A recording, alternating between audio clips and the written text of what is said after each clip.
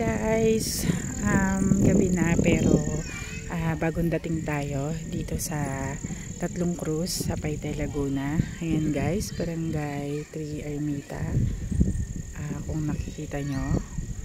So yan, dito po yung Tatlong Cruz na pinupuntahan din ng ating mga kababayan, Dinarayo. So ito po ay sa taas din po ng bundok pero may concrete naman po na roads papunta dito, and yung papasok guys concrete din. So may pagkakamali lang tayo kanina kasi we didn't know na bawal po pala ditong ipasok yung 4 wheels, pero yon guys, naipasok natin. Buti na lang mabait sila kuya na namamahala dito sa mga parking ng mga motor.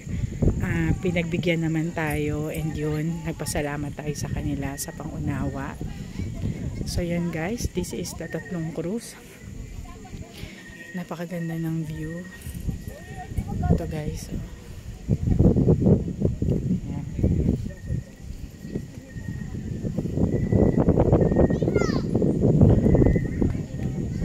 View at night. Ito naman ang Laguna de Bay guys, and yun yung babae, maraming ilaw, isbayan ng Paite, Kalayaan. Yan. So napakalamig guys.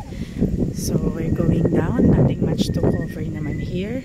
Wala na rin masyadong tao, pero during Holy Week talagang maraming tao. So today is Pasko ng Pagkabuhay. This is our first time, pero worth it ang pagpunta guys. Malapit lang sa bayan natin, pero yung paakyat syempre medyo malayo rin. Kaya naman guys, if you want to go here sa Tatlong Cruz, Paitay, Laguna, hindi kayo guys magsisisi. So yun guys, that's it for my Easter Sunday vlog. See you again on my next videos. Bye guys.